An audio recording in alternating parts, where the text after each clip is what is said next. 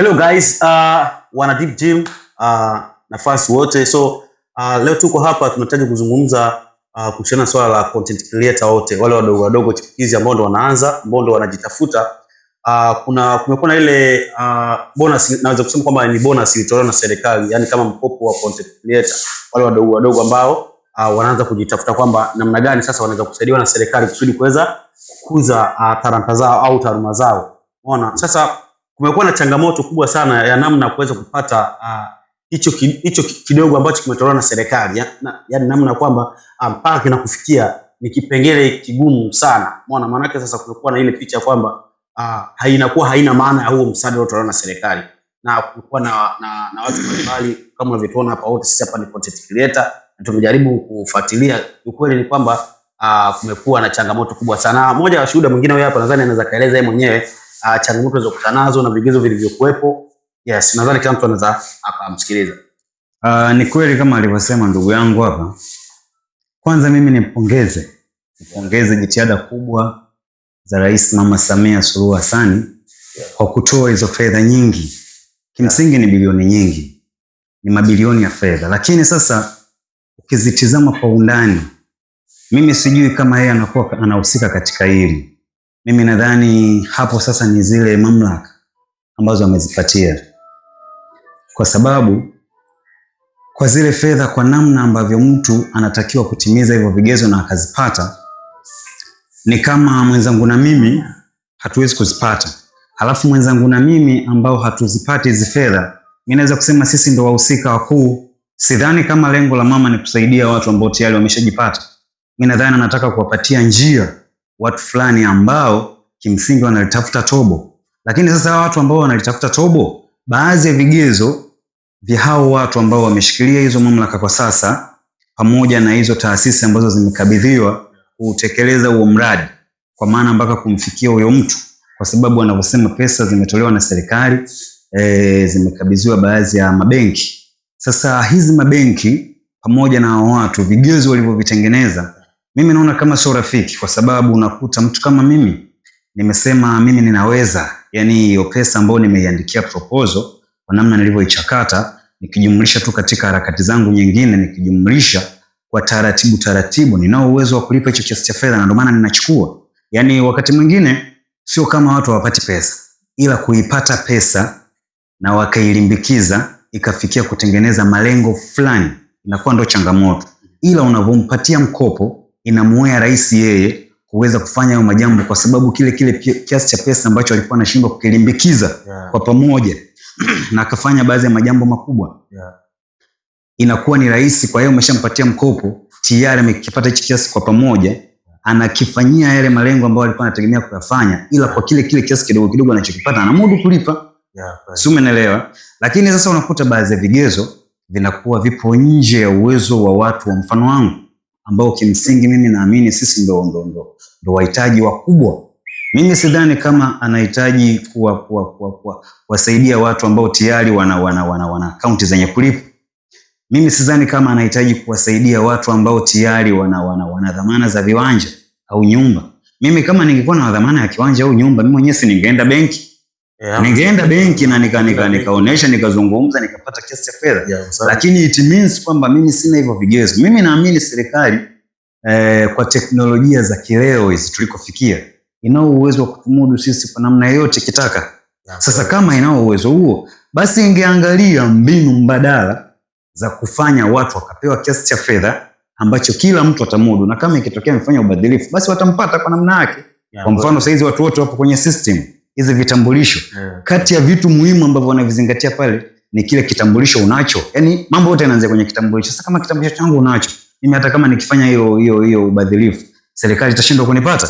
Sitanisearch, itanipata. Sasa kwa nini vigezo vinakuwa vigumu kwa kiasi hiki? Kwa hiyo kimsingi ninaombi kwa Mama Suluhu Hassan mwenyewe, lakini pamoja na hao watu ambao wamewapatia hizo majukumu, kwamba wangelitizama ili kwa jicho la tatu. Kwa hivi vigezo walivyoviweka ni kama ule mfumo wa kusema mwenye nacho ataongezwa. Lakini sasa watu ambao wanahitajika hapa kupatiwa huo msaada, ninadhani ni wale ambao hawapo nacho, lakini wanahitaji na wenyewe wafanikiwe.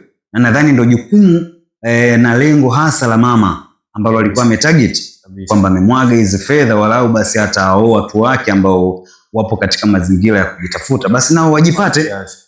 Mimi sijui kama nitakuwa nimeeleweka, lakini kwa namna yangu maelezo yangu yako hivyo. Nadhani hiyo changamoto sio kwako tu, nadhani ni watu wengi sana wanakutana hiyo changamoto, lakini wanashindwa kuzungumza kwa sababu hawana sehemu ya kuzungumzia. Kwa sababu kila sehemu ambazo utapaza sauti, lakini sauti haiwezi kutoka. Exactly. Sasa basi cha msingi tuseme kwamba tudii sana na waomba viongozi ambao waliamua kukaa na kuplani kwamba tunaomba tuwasaidie vijana kwa namna hii. Basi hao viongozi tunaomba kwamba waweze kupunguza baadhi ya vigezo. Angalau waweke kigezo kikubwa kile ni kwamba mtu uwe na namba ya NIDA. Kwa sababu namba ya NIDA ndio itamfanya mtu yule kuweza kumpata kwa haraka. Kitu kingine iwe tu unaweka kwamba yule mtu kweli anaweza akafanya kazi nje tu ya kuwa content creator. Maana ni kwamba kinachotakiwa ni kwamba yule mtu anapochukua pesa sinatakiwa arejeshe. Ndio maana. Yes. Basi kuangalia kwamba je, huyu mtu kweli ana uwezo wa kufanya kazi nyingine akaweza kurejesha deni letu, au je hawezi kabisa kufanya kazi. Sahihi. Na hapo niboreshe zaidi. Katika maelezo yao waliwasema katika hizo utaratibu wa kupata hicho kiasi cha pesa, walisema unaweza ukaweka kazi mbili. Yaani content creator ndo the main, lakini unaweza ukaweka na nyingine. Lakini mnavyokuja kwenye swala la kubagain, ikionekana unaongelea kama hiyo kazi nyingine inaweza ikafanya wewe ukalipia hizo fedha katika mtiririko ambao wewe umeuelezea, hiyo inaonekana kama ni extra. Hasa kwanza wanataka hii. Sasa hii hapa okay fine, ni kweli ni vizuri tukaielezea hii. Ila hii hapa mimi ndo kwanza na shughuli zangu nyingine. Lakini hii hapa mimi ninaweza kuifanya. Ni kitu ambacho mimi nikipatiwa msaada ambao ninauhitaji naweza kuongeza thamani katika serikali. Lakini sasa unakuta wanataka hii ambayo mimi ndo kwanza ni changa iwe katika hivyo vigezo. Sasa tafsiri yake ni kwamba kama ingelikuwa na hivyo vigezo, mimi nisingehitaji msaada, nisingekuwa mhitaji tena. Kwa sababu unapoenda kutaka mkopo, unataka mkopo wa milioni labda 5, sio tu maximum milioni 5. Nafika naambia kwamba inabidi uwe na mali sio hamishika kama kiwanja. Pia inabidi niwe na account tayari ambayo iko active kwamba imeshaanza kulipwa kupitia mifumo ya kibenki.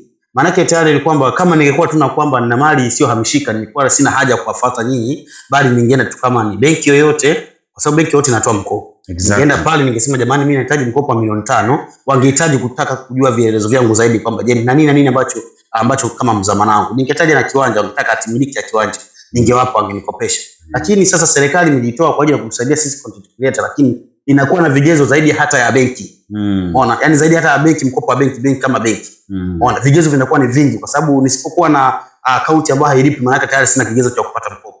Sawa, okay, nikiwa na account ambayo inalipwa, sina kiwanja, maana yake tayari sina haki ya kupata mkopo. Vyote vinaumiza content creator wengine wadogo. Basi wao naweza nikasema kwa upande wangu mimi na mawazo kwamba watakuwa wamelenga baadhi ya watu ambao tayari wana majina.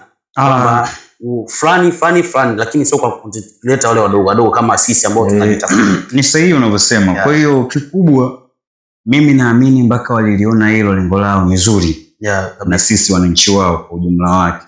Kwa hiyo ombi langu, rai yangu, basi wangelitizama hilo ili mradi wamejiridhisha kwamba mimi ni kweli ninahusika na haya maudhui ya mtandaoni. Ambayo yameenda sana kwa hilo jina la content creator. Basi wanisaidie. Mimi naamini watu wengi ambao tayari wanafanya katika hilo, mtu aweza akasaidika na akafanya ubadhirifu kwa ukubwa huo. Mimi naamini hiyo. Kweli kabisa. Kwa hiyo iko hivyo. Kwa hiyo kama tulivyozungumza hapa, nadhani tunaombeni viongozi wote kama mtaweza kupata clip hii na kusikiliza vizuri, tunaombeni mtusaidie, hasa Mheshimiwa Paul Makonda ambaye anasimamia kwenye sanaa ya tamaduni na michezo.